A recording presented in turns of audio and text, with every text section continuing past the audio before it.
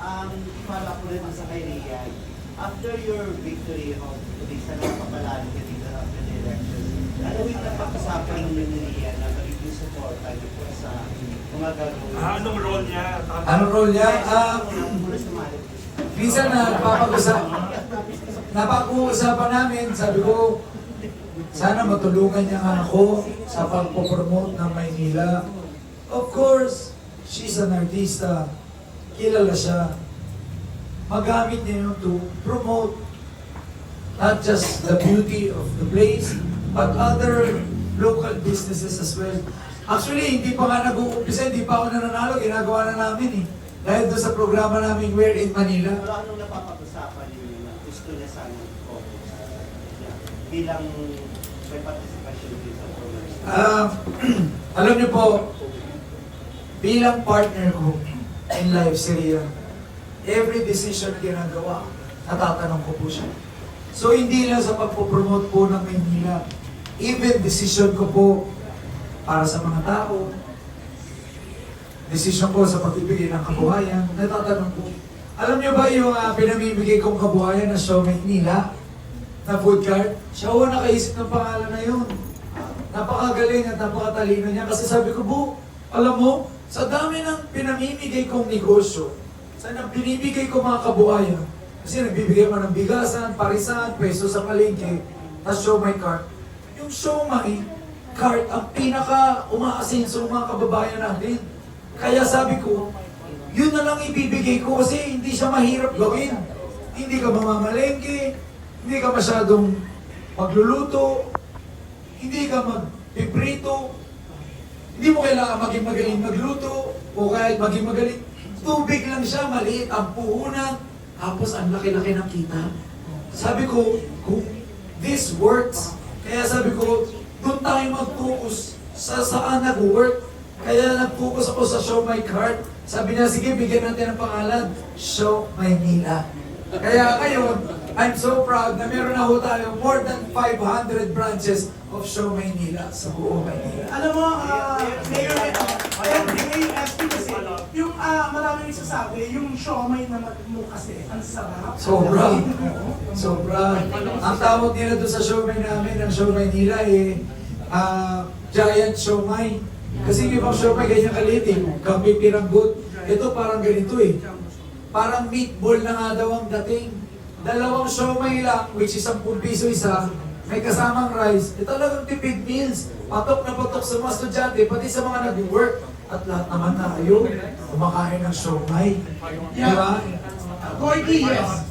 Pwede mo clear lang din, nung lumabas kasi sa YouTube, yung interview mo, na pinakita yung napakagandang bahay na sa pa-clear lang mo ang residency nyo po, saan po talaga kayo nakatira? Doon pa kayo talaga nakareside sa Pilipinas, or dito pa kayo sa Manila?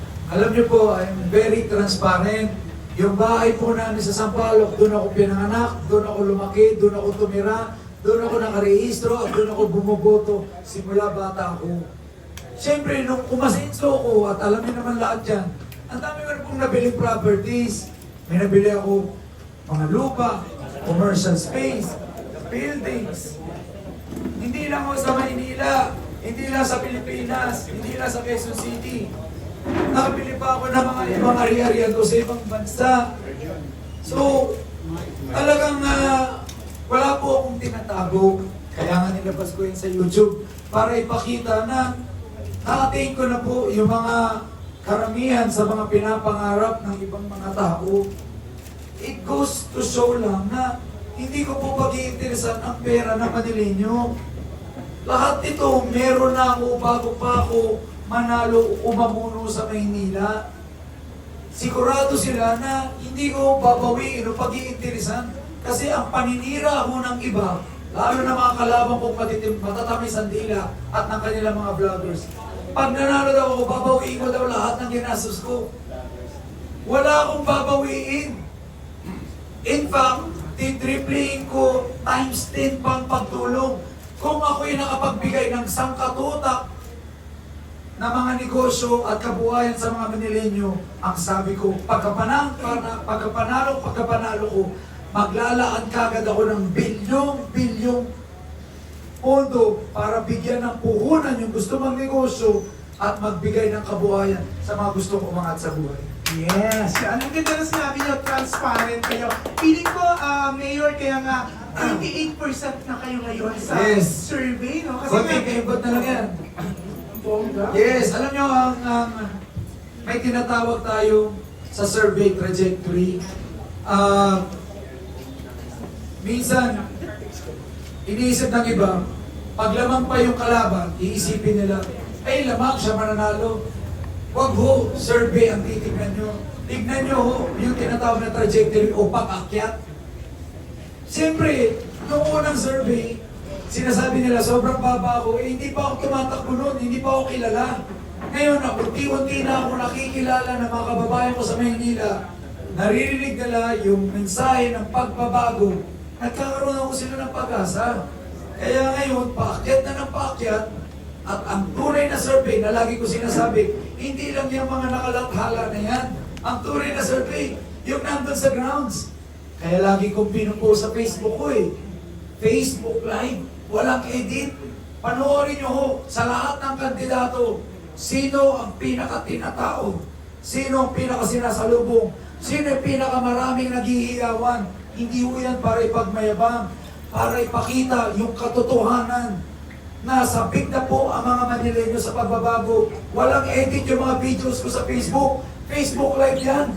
Lahat yan organic, hindi yan katulad ng iba na i-edit nila, papakita maraming tao, sila-sila lang. Ulitin ko po ha, wala akong partido. Mag-isa lang ako. Wala akong makinarya. Yung mga kalaban ko po, isang kandidato pa lang sa kanila, meron na ho silang 43 na kandidatong kasama. Dito pa lang, puno na tayo kung kasama nyo yung lahat ng kandidato nyo Kaya yung rally nila mukhang marami. Imagine mo, ikaw yung magsasalita. 43 kasama mo. 6 ang konsehal mo bawat distrito. 6 ang distrito namin. 36 na yun. May 6 pa silang congressman. 42 na yun. Dagdag mo pa yung vice mayor. 43 na. May tig sa 10 lang ng pamilya yun dahil doon sa rally. Puno na Ang dating, sila-sila kaya nga minsan natatawa ako Kumbaga, salita na sila salita, palakpak ng palakpak, pinapakita nila marami, sila-sila lang din yun. Ang maganda po sa akin, kaya masaya ako, very organic. Kagaya ng pagbaba ko sa Tondo kagabi, Distrito 2, hindi ko kilala yung mga tao. Ang dami doon, lolo, lola, nanay, tatay, kabataan. Ngayon lang ako narinig, ngayon lang ako nakita. Kaya sabi ko, sobrang salamat, thank you Lord. At pinakita mo sa akin yung tunay na suporta ng tao, tunay na pagmamahal. Yun po para sa akin ang tunay na survey. Kaya masaya ako na nagigising na yung mga tao. Sinabi ko kanina, may kultura ho ng pananakot sa Maynila. Hawak na mga kalaban natin yung mga chairman. Kaya yung ibang mga constituents sila, takot magsabi ng kanilang iboboto. Pero tuwing ikot ko, ang saya-saya ko, unti-unti na ho silang lumalantad. Sinasabi nila, SB talaga kami rito. Huwag lang kayo maingay. SB lahat ng tao rito. Ang dami ng kontrabida rito kaya ayaw namin magsalita. Pero ngayon, lalantad na kami. Kaya pasalamat po ako sa lahat ng mga kababayan ko. Lumantad na po kayo lahat. Huwag kayong mag-alala. Palakas tayo ng palakas. Kaya na sinabi ko po, ipapanalo ko po kayo. Yes, oo. At alam mo, SB, nakakatuwa. For today, talaga namang lahat ng inimbitahan dito ay dumating. Yes, thank you so much. Etong taong to, nasusunod na matatanong, day off niya today, pero dumating siya dito, nag-report Sino? siya. Si Ana Cerezo. Hi, Ana. Tinatanong ka na tapos Yes. si MG. Namiss ko na si Ana. Day off ko pa today. Thank you. Sam, balikan ko lang dun sa nabanggit ka ni Mr. Manila Film Festival. Nakasama yun sa plan. So, Sam, parang pag-isipan mo na ba, ano yung plano mo, like kung ano yung kwentong gusto mong lumabas dito, or kaya paano mo siya i-revive? Pero ka na bang medyo concrete plans, anything? Gusto ko siyang gawin sa February kasi medyo malamig. Mahirap kasi pag medyo malamig January o February para maganda kagad yung simula ng taon. Magpuntahan yung iba't ibang mga turista, mag-submit sila ng iba't ibang mga films kailangan ko may market yan sa buong mundo na meron ng Manila Film Festival. Makakapag-invite din ako ng mga international acts. Kasi ang Film Fest is a whole week eh. Hindi lang siya isang araw. So kailangan maraming nangyayari. Maraming events, may concert, maraming pakulo. Kumbaga, bukod dun sa pinaka-awarding at talagang pinaka-highlight na Manila Film Festival, isang linggong events siya, maraming nangyayari. Kaya pagsasama-samahin natin lahat ng resources ng Maynila para maalagaan yung mga turista at makarat nila sa mga bansa nila kung gaano kaganda yung Maynila at magpuntahan yung mga kanilang mga kababayan.